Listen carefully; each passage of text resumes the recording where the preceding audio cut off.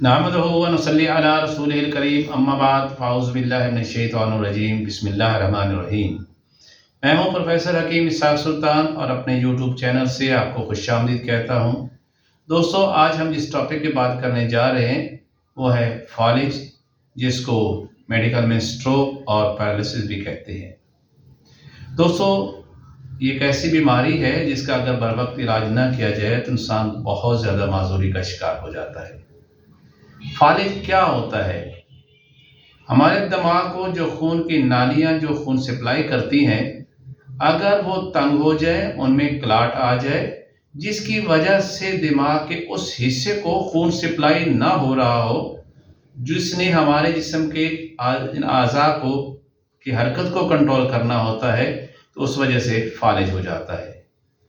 और ये फालिज कभी ऐसा भी होता है कि खून की नालियां तंग हुई, वहाँ पर क्लॉट आया और कुछ देर के लिए खून की सप्लाई जो है वो मुतल्लिका हिस्से को ना पहुंची, या कभी ऐसा भी होता है कि वो खून की नाली में प्रेशर इतना बढ़ जाता है कि वो फट जाती है, जिसकी वजह से भी खून जो है वो मुतल्लिका दिमाग के हिस्से को नहीं पहुंच पाता और दिमाग का वो हिस्सा जिसने इसके ज़िम्मे मुख्तलिफ आज़ा की हरकत को कंट्रोल करना होता है, वहाँ मैसेज भेजने होते हैं और वहाँ से मैसेज रिसीव भी करने होते हैं। ये दोनों फंक्शंस वहाँ पर डिस्टर्ब हो जाते हैं। कभी ऐसा होता है कि फाले के अंदर ये आज़ा की हरकत जो है वो ख़त्म हो जाती है, लेकिन उसकी हिस्स बरकरार रहती है। और कभी ऐसा भी होता है कि हिस्स और हरकत दोनों ही ख़त्म हो जाती है। यानी मरीज़ के अगर मफलूज हिस्से को जो है किसी पेंसिल से या किसी हाथ से थोड़ा सा भी अगर वहाँ पर खारिश भी की जाए तो पेशेंट को फील ही नहीं होता कि उसके जिस्म के साथ कोई चीज़ टच कर रही है। और कभी ऐसा होता है कि मामूली सा भी अगर हाथ लगे तो फौरन मरीज है अपने मफलूज हिस्से को महसूस करता है कि उसके अंदर कोई सनसनाहट हो रही है। तो दोस्तों, अल्लाह ताला ने हमारे दिमाग के दो पोर्शन बनाए हैं, एक राइट साइड है और एक लेफ्ट साइड है। आप इन दोनों में अल्लाह ताला ने एक और क्वालिटी ये रखी है कि एक वक्त में फालिज है वो आमतौर पर सिर्फ एक ही हिस्से में हुआ करता है और इंसान का दूसरा हिस्सा बिल्कुल महफूज रहता है। मसलन अगर दिमाग के जो है हमारे लेफ्ट साइड जो है, अगर इसके हिस्से में जो है वो जो खून की नाली जो खून सप्लाई कर रही है उसमें क्लॉट आ जाता है, या वो नैरो हो जाती है, या ब्लड की सप्लाई किसी वजह से वहां पर बंद हो जाती है, तो अब ये हिस्सा दिमाग का जो लेफ्ट साइड है, जब इसके दिमाग के उस हिस्से को खून सप्लाई नहीं हो रहा तो क्या होगा कि आपके राइट साइड का हिस्सा जो है उसमें फालिज हो जाता है। यानी उसमें राइट साइड का आपका पैरालिसिस हो जाता है। आपके दिमाग के लेफ्ट साइड के अंदर क्लॉट आएगा, या खून की सप्लाई बंद हुई, या वहां पर खून की नाली फट गई और वो फट कर उसने क्या कर दिमाग के बहुत सारे हिस्से के ऊपर खून को फैलाया और वो खून के बाद में जम के वहां क्लॉट बना देता है, और जिसकी वजह से दिमाग का ये हिस्सा जो है वो दिमाग के जिस्म के राइट साइड के हिस्से को कंट्रोल करना छोड़ जाता है। इसी तरह जब राइट साइड दिमाग के राइट साइड के अंदर जो खून की नालियां खून सप्लाई कर रही हैं, जिसे हम क्रेनियल आर्टरी कहते हैं, अगर उनके अंदर क्लॉट आ जाए, वो स्टीनोज हो जाए, वो तंग हो जाए, या वो फट जाए, तो फिर ये होता है कि आपके राइट साइड का दिमाग जो है उसके में क्या होता है, वो आपके जिस्म के लेफ्ट साइड के जो हरकत हैं उनको कंट्रोल करना होता है, और वो इससे जो मफलूज हो जाता है और उसकी हरकत नहीं होती। आमतौर पर दोस्तों ये कहा जाता है कि जो लेफ्ट साइड का फालिज होता है वो बहुत खतरनाक होता है और राइट साइड का फालिज खतरनाक नहीं होता। राइट साइड का फालिज इसलिए कहते हैं खतरनाक होता है क्योंकि उस तरफ आपका दिल होता है, इसलिए वो खतरनाक है। दोस्तों, ऐसी बात नहीं है। अब देखिए, अगर दिमाग के लेफ्ट साइड पे फालिज हो गया तो क्या होगा कि मरीज के लेफ्ट साइड की हरकत तो गई, इवन कि उसकी एहसासात भी खत्म हो गए। यानी उसके सेंसरी नर्व जो हैं वो अपने मैसेजेस आपके दिमाग के लेफ्ट पोर्शन को नहीं दे पा रहे, और ना ही दिमाग से आने वाले जो मोटर नर्व्स हैं वो आपके इन जो ज़रात हैं आपके इन अज़ा के, ये राइट बाजू है या आपकी जो टांग है उसके अंदर ज़रात के अंदर मैसेज नहीं पहुंचा पाते और ये हरकत नहीं कर सकते। लेकिन जिनको लेफ्ट जो है राइट साइड का फालिज होता है दोस्तों, उसके साथ उनकी स्पीच भी खत्म हो जाती है, वो बोल नहीं सकते। और कुछ लोगों में ऐसा होता है कि वो बोल तो नहीं सकते लेकिन वो अपनी बात को लिख के बता सकते हैं। लेकिन बात का ये जब ज्यादा अटैक होता है तो ना तो मरीज लिख सकता है और ना ही मरीज बोल सकते हैं। उसकी वजह ये क्या होती है कि आपके दिमाग के जो लेफ्ट साइड का जो पोर्शन है वहां पर आपका स्पीच नर्व होता है, वो आपकी कंस्ट्रक्शन ऑफ द स्पीच को कंट्रोल करता है। और जिस हिस्से में ये स्पीच सेंटर होता है that is called the Broca's area. अब इस एरिया में जब प्रॉब्लम आ जाती है तो मरीज बोल भी नहीं सकता और मरीज लिख के भी नहीं बता सकता। लेकिन जब आपके दिमाग के राइट साइड के अंदर जो है वो वहां पर खून की नाली ने ब्लड सप्लाई बंद कर दी तो क्या होगा कि दिमाग के उस हिस्से को, जिस हिस्से की नाली जो है वो ब्लॉक हो गई है, तो वहां पर ऑक्सीजन नहीं पहुंच पाएगी। जब ऑक्सीजन नहीं पहुंचेगी तो दिमाग के उस हिस्से के जो खलियात हैं वो डेड हो जाते हैं, जिन्हें हम इन्फॉक्शन कहते हैं। अब क्या होता है कि इस हिस्से राइट दिमाग के राइट साइड ने आपके लेफ्ट हिस्से को कंट्रोल करना होता है, तो आपके दिमाग का जिस्म की जो लेफ्ट साइड है उसमें हरकत नहीं होती, लेकिन उसके अंदर हिस्स बहुत तेज होती है। उसमें जरा सा भी आप उसके पांव को, हथेली को थोड़ा सा भी इस तरह मलेंगे तो फौरन उसको एहसास हो जाएगा कि कोई चीज उसके जिस्म से रगड़ी जा रही है। और लेकिन अब यहां पर क्या होता है, मरीज की पहचान भूल जाता है, उसकी याददाश्त कम हो जाती है जब उसके दिमाग के राइट साइड के अंदर फालिज होता है। उसमें समटाइम ऐसा भी होता है कि आप देखें एक उस बच्चा उसके सामने आया तो वो पूछा कि ये कौन है, बताएगा ये मेरा बेटा है। अब अगर पूछे इसका नाम क्या है, कहेगा मुझे नाम याद नहीं आ रहा। तो मतलब इसकी पार्शियल जो है वो याददाश्त खराब हो जाती है। ये दोनों में फर्क होता है, आया दिमाग के राइट साइड के अंदर जो है वो स्ट्रोक हुआ है या दिमाग के लेफ्ट साइड के अंदर स्ट्रोक हुआ है। हम ये देखते हैं कि आया ये जो स्ट्रोक हुआ, ये जो फालिज हुआ, ये जो पैरालिसिस हुआ, क्या ये खून की नालियों के तंग होने की वजह से हुआ था या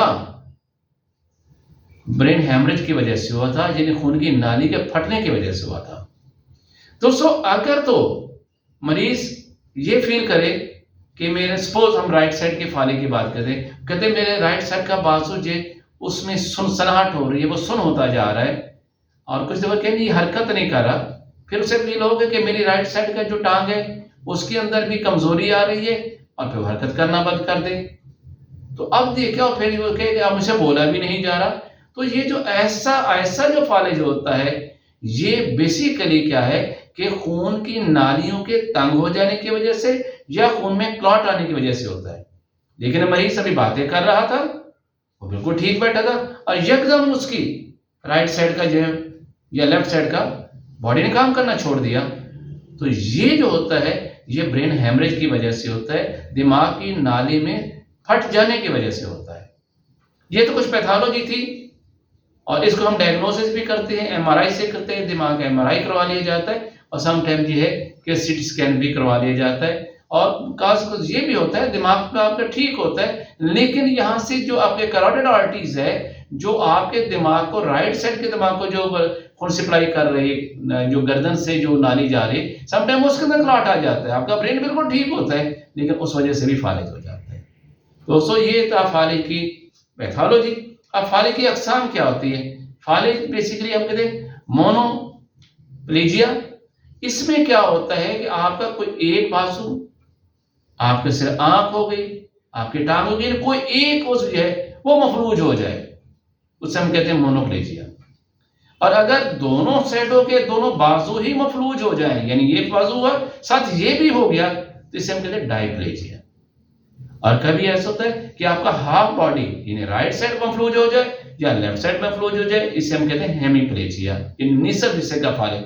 और कभी होता है कि आपकी लोअर बॉडी जो है वो मफलूज हो जाती है, यानी आपकी टांगे जो है या आपका मसाना जो है उससे रिलेटेड वो हिस्सा काम नहीं कर रहा, मुझे आपके चला नहीं जा रहा, आपकी टांग बिल्कुल उसमें जा ही नहीं, आप पाँव उठा नहीं पा रहे, तो उसको कहते हैं पेरिप्लेजिया। और कभी ऐसा होता है कि आपके दोनों बाजू और दोनों टांगे बिल्कुल भी हिस्सों हरकत हो जाती है आपको कोई हरकत नहीं दी, यानी गर्दन से नीचे पूरी बॉडी का जब वो फालिज हो जाता है, इसे कहते हैं टेट्राप्लेजिया। ये क्या होता है, आपके गर्दन के पीछे एक पोर्शन होता है जहां पर आपके दिमाग से राइट साइड से आने वाले नर्व, उसमें 80% वहां से क्रॉस करके लेफ्ट साइड पे चले जाते हैं, और आपके लेफ्ट साइड से आने वाले जो आसाब होते हैं उस पोर्शन से क्रॉस करके आपके राइट साइड पे चले जाते हैं, और कुछ आपके आसाब जो होते हैं वो बिल्कुल सीधा हरा मगज की तरफ चले जाते हैं। ये जो पोर्शन है ये उभरा हुआ होता है। जब इसके अंदर यानी दिमाग गर्दन के इस पोर्शन के अंदर जब किसी वजह से चोट लग जाए, कोई सोजिश आ जाए, और तो उस वजह से आपका पूरा बॉडी जो है वो पैरालाइज हो जाती है, जिसको मैंने कहा था टेट्राप्लेजिया।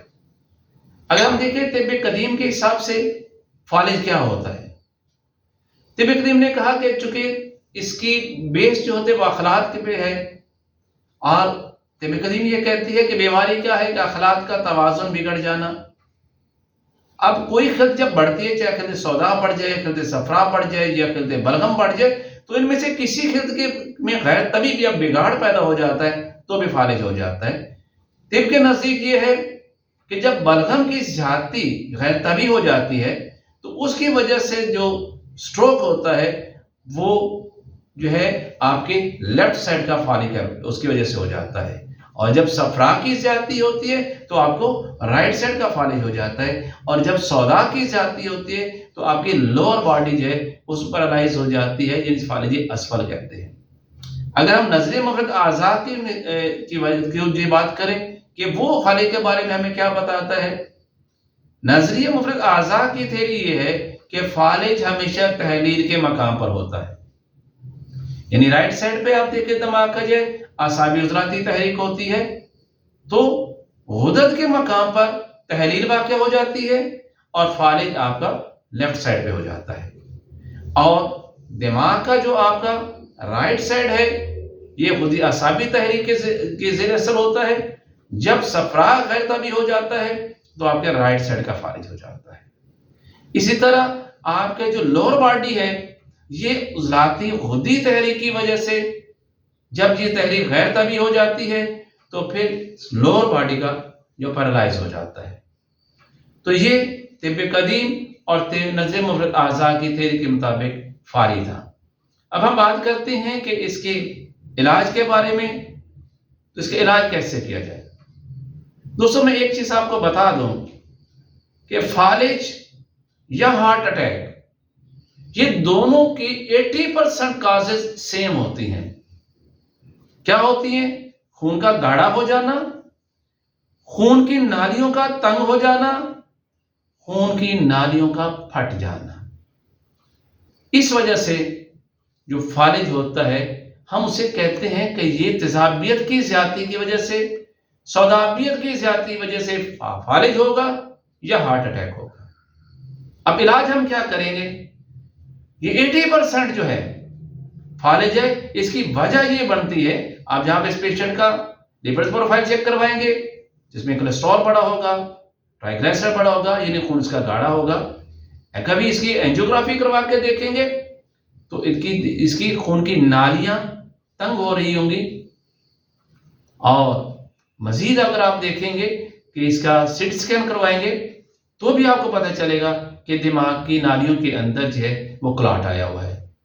तो हमने इलाज क्या करना है? ऐसी अद्वियात देनी है जो खून को पतला करे, जो खून की नालियों को फैला दे, यानी जो उसमें स्टेनोसिस हो रहा था आप उसको नॉर्मल पे ले आए, और जो क्लॉट को तोड़ दे, उसका स्प्लिट कर दे, और फर्दर आने वाले वक्त के अंदर मजीद जो है इस तरह की प्रॉब्लम्स क्रिएट ना हो, क्योंकि तिब के अंदर जो हम इलाज करते हैं वो इलाज परमानेंट होता है। यहाँ पर तिब के अंदर जो अद्वियात दी जाती हैं वो सिर्फ खून को पतला करने की नहीं दी जाती, बल्कि वो खून पतला पैदा होने ही नहीं देती, क्योंकि जहर के खिलते सौदा अगर गैर तभी हो गई है और उसकी वजह से खून का खैर जो क्या होगा वो गाढ़ा ही होगा। अगर हम उसको जो है हरारत और रतूबत के साथ उसके इलाज करेंगे तो फिर खून पैदा जो होगा वो पतला होगा, और मरीज को दोबारा फिर फालिज होने का इम्कान नहीं रहता। आपने अक्सर देखा होगा जिस मरीज को फालिज होता है उसे कुछ अरसे बाद हार्ट अटैक भी होता है, और जिस मरीज को हार्ट अटैक होता है कुछ अरसे बाद उसे फालिज भी हो जाता है। क्यों होता है भाई? दोनों की काज एक थी। काज क्या थी? खून की नालियों का तंग होना, खून की नाली में क्लॉट का आ जाना। जब हम इसका इलाज कर देंगे तो जो खून हमारे जिस्म जो वो दिमाग के को सप्लाई हो रहा है उन नालियों के अंदर भी प्रॉब्लम क्लियर, और इस तरह हमारे कॉरोनरी आर्टरीज जो हैं उसके अंदर, ये दिल की जो नाली है उसके अंदर भी प्रॉब्लम खत्म हो जाएगी। तो इस मरीज को अल्हम्दुलिल्लाह तिब का इलाज जब हम करते हैं दोबारा फालिज नहीं होता। और इसके लिए मैं आपको एक घरेलू सा नुस्खा बताता हूँ, वेरी सिंपल। आप बनाएंगे और फिर इसका कोई साइड इफेक्ट नहीं होता। ये नहीं होता कि खून बहुत ज्यादा पतला हो जाए और आपके वो खुदा न करे शीशे से खून जाया होना शुरू हो जाए, ऐसा भी नहीं होता। ये बड़े नेचुरल रेमेडीज है और इसका बहुत ही कामयाब इलाज है। और अल्हम्दुलिल्लाह मैं अरसा दराज से ऐसे फालिजशुदा मरीजों के इलाज करता हूँ तो वो बिल्कुल ठीक होते हैं। लेकिन आपने उनके ग़िज़ाओं का भी ख्याल रखना है। ऐसी ग़िज़ाएं मत दीजिए जिसमें सैचुरेटेड फैट्स होती हैं, ऐसी चीज़ें मत दीजिए जिससे मरीज का खून गाढ़ा होता है। आप उनको ऐसी ग़िज़ाएं रखेंगे जैसे सब्जियां हैं, टिंडे, गाजर, मूली, शलजम, घिया वगैरह, हाँ उसके अंदर आप देसी मुर्गी जो है उसका वो थोड़ा सा इस्तेमाल कर सकते हैं, और कम मिकदार के अंदर उसमें देसी घी या ऑलिव ऑयल इस्तेमाल कर सकते हैं। ये दो चीज़ें इस्तेमाल करें। लेकिन मैं बता रहा हूँ कम मिकदार में। कुछ लोग बहुत ज़्यादा मिकदार में करेंगे तो फिर उसका अपना नुकसान होगा। एक लिमिट तक रखेंगे, 2 चम्मच से 3 चम्मच एक दिन के लिए, क्योंकि उसमें ओमेगा 3 होता है, वो खून की नालियों को जो खोलता भी है, खून को पतला भी करता है, खून में क्लॉट्स भी नहीं होने देता। तो नुस्खा आप नोट कर लीजिएगा। सबसे पहले आपने क्या लेना है जी, ये लेनी है अजवाइन देसी। ये आप देख रहे हैं इस तरह लेनी। अजवाइन की 4 अक़साम होती हैं, इनमें से एक किस्म है जिसको हम अजवाइन देसी कहते हैं। इसको आपने लेना है 30 ग्राम की मिकदार में। दूसरी चीज है, ये है राई सुर्ख। आपने एक राई सरसों नहीं लेनी, ये असली राई कहेंगे, राई सुर्ख कहेंगे। आपने ये लेनी है 10 ग्राम, यानी 30 ग्राम अजवाइन देसी ली, 10 ग्राम आपने राई सुर्ख लेनी है। और इसके साथ आपने ये 50 ग्राम ये लहसुन लेना है। आपसे लहसुन को देखिए, ये चाइना का लहसुन नहीं है, ये आप इसको पर्पल कलर नजर आ रहा है, ये देसी लहसुन है। यही लहसुन काम करेगा, जिसे हम गार्लिक कहते हैं। इसमें क्वालिटी है, ये खून को पतला भी करता है, खून की रवानगी को भी तेज करता है, खून की नालियों को भी खोल देता है। ये आपने लेने हैं 50 ग्राम, यानी आप इसको छीलना है और छीलने के बाद यानी ये जो इसकी कलियां आपको मिलेंगी ये 50 ग्राम लेना है। आपने पहले अजवाइन को ग्राइंड कर लेना है अच्छी तरह, राई को अच्छी तरह ग्राइंड कर लेना है। ये 30 ग्राम अजवाइन, 10 ग्राम आपने राई लेनी है, और 50 ग्राम ये जो कलियां हैं इसकी एक एक कली उसमें डालते हैं, जिस पाउडर के अंदर इसको मिक्स कीजिएगा। जब ये बिल्कुल उसके अंदर मिक्स हो जाए तो फिर एक काम और करना है, आपने 100 ग्राम आपने ये अलग से तो इसकी कलियां लेनी है, यानी लहसुन आपने 100 ग्राम अलग लेना है, ये वाला। इसको कूटना है, इसमें आपने थोड़ा सा पानी डालना है और इसको निचोड़ लेना है। तो जितना पानी इसमें से मिले थोड़ा थोड़ा इस कंपाउंड जो हमने पहले बनाया था, अजवाइन देसी, राई असली और ये थूम की तुरियों का पेस्ट जो बनाया था, उसमें थोड़ा थोड़ा डालते जाए और उसे खरल करते जाए, हत्ता कि वो सारा पानी उसमें जज़ब हो जाए और वो इस कदर गाढ़ा सा हो जाए कि गोलियां बनाने के काबिल हो जाए। तो काले चने के बराबर गोली बना लेनी है। और ये 2 गोलियां आपने सुबह, 2 दोपहर, 2 रात को कहवे के साथ लेनी है। अब कहवा क्या लेने है आपने, इसमें लेना है पहले तो आपने पुदीना, ये जंगली लेना है, ये आपको पंसारी से मिल जाएगा। 1 चुटकी इतनी सी आपने, यानी इतनी सी आपने ये लेनी है। आपने 1 कप पानी, 2 कप पानी में बल्कि ये डालेंगे। साथ आपने 1 पत्ता जो है, जिसे ये देखें ये तेज पात है, ये भी आपको पंसारी से मिल जाएगा। 1 पत्ता आपने ये डालना है और आपने उसमें 1 चुटकी अजवाइन देसी डाल देनी, ये वाली। इस 2 कप को पकाएंगे, पकाते पकाते जब 1 कप रह जाए इसको छान लें। सुबह दोपहर शाम को, जो 2 गोलियां सुबह, 2 दोपहर और 2 शाम को लें। अब वो नुस्खा जो पहला मैंने आपको बताया था, अजवाइन, राई असली और थूम वाला जो आपने बनाया, उसमें करना क्या है कि कुछ गरीब लोग होते हैं बेचारे अफोर्ड नहीं कर सकते, लेकिन मैं कहूं कि उन्हें कर लेना चाहिए। यानी 30 ग्राम अजवाइन, 10 ग्राम राई असली, 50 ग्राम आपने थूम लेना है उसकी तुरियां, और उस जब वो बने तो आपने उसमें 6 ग्राम ये जाफरान, ये देखिए ये जाफरान है, ये 1 नंबर लेना है आपने। मार्केट में 2 नंबर मिलते हैं, 1 नंबर आपको पहचान होनी चाहिए।